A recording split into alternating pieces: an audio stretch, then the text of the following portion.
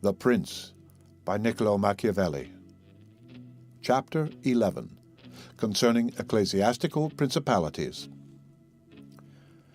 It only remains now to speak of ecclesiastical principalities, touching which all difficulties are prior to getting possession, because they are acquired either by capacity or good fortune, and they can be held without either, for they are sustained by the ancient ordinances of religion, which are so all-powerful, and of such a character that the principalities may be held no matter how their princes behave and live. These princes alone have states and do not defend them, and they have subjects and do not rule them, and the states, although unguarded, are not taken from them, and the subjects, although not ruled, do not care, and they have neither the desire nor the ability to alienate themselves.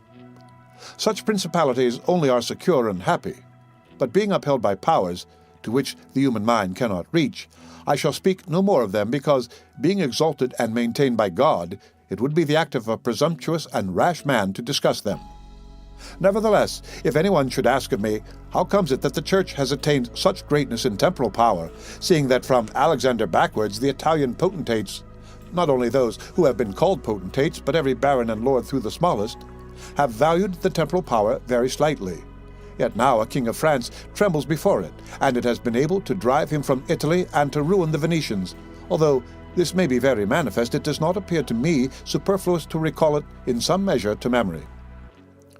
Before Charles, King of France, passed into Italy, see editorial note, this country was under the dominion of the Pope, the Venetians, the King of Naples, the Duke of Milan, and the Florentines. These potentates had two principal anxieties. The one, that no foreigner should enter Italy under arms.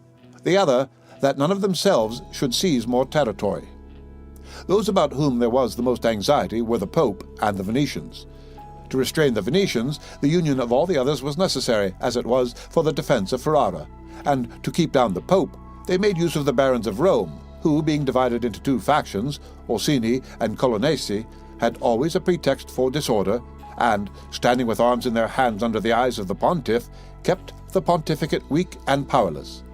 And although there might arise sometimes a courageous pope, such as Sixtus, yet neither fortune nor wisdom could rid him of these annoyances, and the short life of a pope is also a cause of weakness, for in the 10 years, which is the average life of a pope, he can with difficulty lower one of the factions, and if, so to speak, one people should almost destroy the Colonnesi, another would arise hostile to the Orsini, who would support their opponents, and yet would not have time to ruin the Orsini.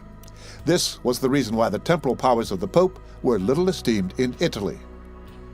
Editorial note: Charles VIII invaded Italy in 1494.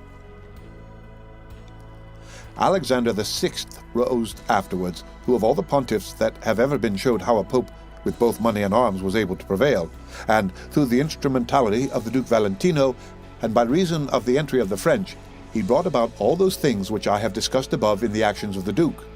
And although his intention was not to aggrandize the Church, but the Duke, nevertheless, what he did contributed to the greatness of the Church, which, after his death and the ruin of the Duke, became the heir to all his labors.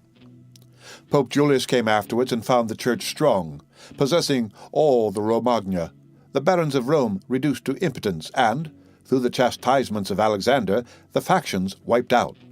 He also found the way open to accumulate money in a manner such as had never been practiced before Alexander's time. Such things Julius not only followed, but improved upon, and he intended to gain Bologna, to ruin the Venetians, and to drive the French out of Italy.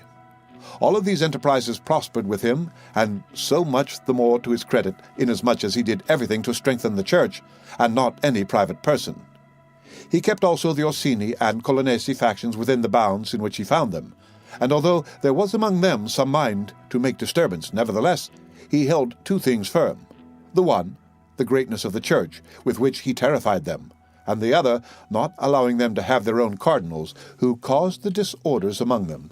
For whenever these factions have their cardinals, they do not remain quiet for long, because cardinals foster the factions in Rome, and out of it and the barons are compelled to support them, and thus from the ambitions of prelates arise disorders and tumults among the barons.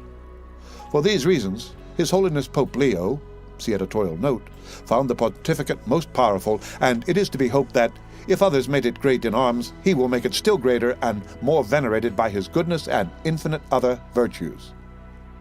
Editorial note: Pope Leo X was the Cardinal de' Medici.